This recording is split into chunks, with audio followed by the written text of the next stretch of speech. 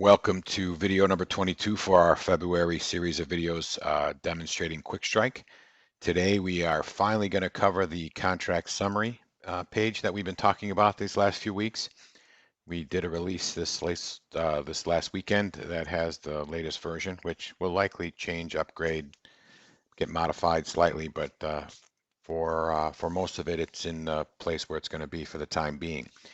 So let's get started as we usually do. Let's just remind ourselves where we are in case this is the first video that you're watching. When you log into QuickStrike for the first time, you're going to land on the Market Dashboard Product Overview page.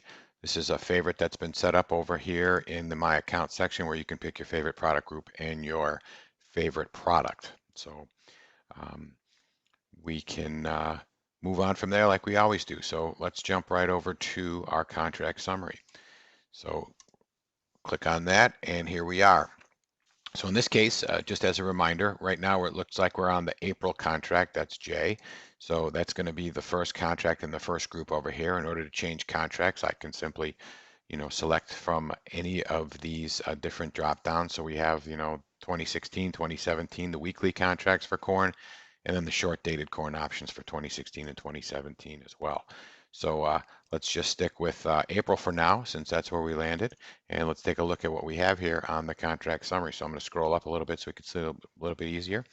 So what we do have is we're going to give you a summary about the at the money as it currently stands right now. So you get to call in the put values for the at the money strike, as well as the straddle value where it's settled and the change from there, and the volatility information as well as the Greeks associated with that straddle.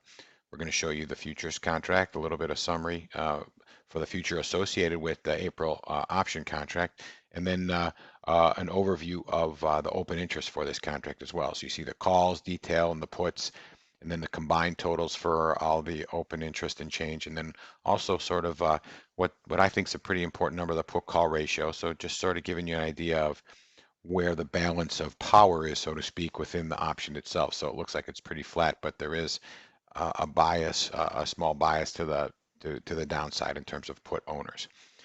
The second section here is the intraday vol change. Now, what you're going to see here is all the updates from 6:45 in the morning until present. If there are more than fits in this window, you'll see a little scroll bar down here.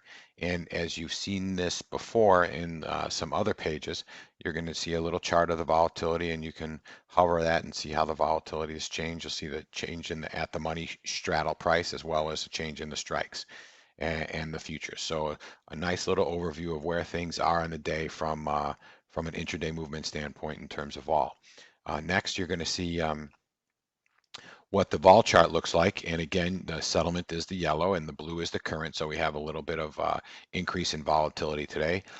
This is the at the money line that you're seeing, and then the red is going to show you your current underlying price. You've seen these charts before in the other vol skew demonstrations that we've done.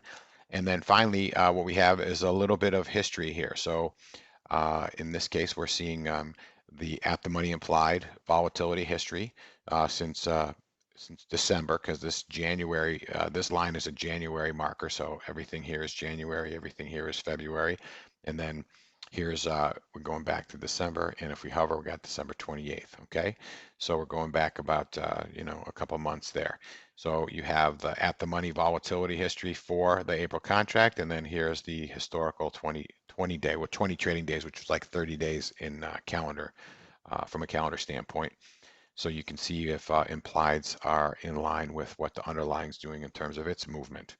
And then we have a ratio chart here, which again, we've talked about. So this is the historical volatility over the implied volatility. So to give you an idea of, you'll see here, there was a little peak over the one line. So that means historical was a little higher than the implied, but it gives you a nice, easy way to look to see whether things are progressing in the underlying as they are in the option, right? So if there's a lot of activity in the underlying and the volatility is high, we see if the option is following it. And as you see here, the option implied volatility has been higher than the future volatility for most of this chart. And then finally below, we give you a chart of the futures contract so you can follow along there as well. So you can look to see how vol has moved and how the ratio has changed as the volatility or as the future has moved up and down. So Again, each time I select a contract, it's going to show the information for that. So here again, we have the May contract, and we also see that this still is associated with the May underlying. So if we jump out here to the June contract, we're going to see that the June option contract associated with the July underlying. So all this information up top is going to be associated with the option itself. Okay, so let's go back to April and take a look. So the rest of the tabs in the overview you've seen before, but what we've done here in the contract summary is give you a quick little look at everything that's going on that's of general importance for that option contract. Okay, so if we go to the open interest tab, we're going to see our open interest chart here. So this is our calls and puts for 15 up and 15 down. Again, there are more comprehensive versions of this chart over here in the open interest profile, but we're giving you just as it's a summary meant to give you a little bit of information quickly so you can kind of disseminate everything that you need without having to jump around to the different comprehensive tools within QuickStrike. Next, you're going to see the most actives. This again is an open interest page as well. So we're showing you the top 15 and then the summary for the calls and the puts. Again, like we've mentioned, you can see that same information over here in the open interest profile, but in greater detail and with more flexibility. We give you a quick look at the settlements here as well. Again, this is another page from a more advanced tool, but it's here. So it's quick and easy to get a look at things. Then we also give you a nice look at the pricing sheet. Again, these pricing sheets, this standard pricing sheet exists over here. So there's no controls to manipulate this or anything, but it's giving you a nice quick look at where pricing is in terms of the where it is currently and where the vol is currently and the Greeks associated with that, straddle price, straddle settle, and you can see if things are up or down from here as well. Then we also have a version of the OTC sheet or the actual full OTC sheet here, where these are delta-based strikes, and again, you're seeing our interpolated, where these interpolations are taking place between what strikes, that type of stuff. So, a quick way to get some pricing information right from the contract summary without having to dive too deeply into the pricing sheets.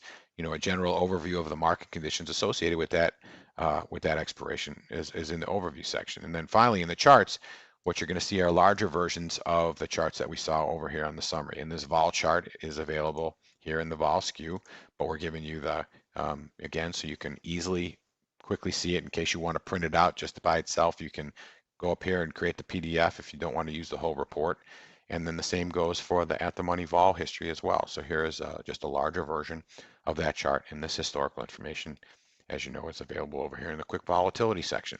So that is the contract summary for today. The one other quick thing that I will show you here. So we were in the ag. So if I go over to the rates, what you're going to see is what I want to point out is if I go over to the treasuries, another sheet that's going to be available over here in the sheet summary, which will be a useful sheet for you if you do trade rates, and this is giving you the yield equivalent for each of the strikes.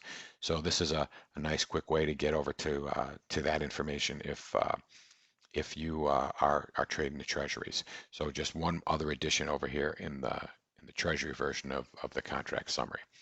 So that's it for today. That's almost rounding out our whole set of functionality here. The next thing we're going to try to cover this week, or we'll cover some other stuff probably, but the option matrix is the one place we haven't taken a look at yet. So we'll be getting there soon enough.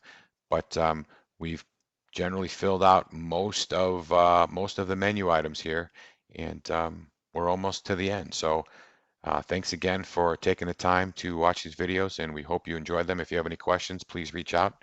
Otherwise, we'll talk to you soon. Take care.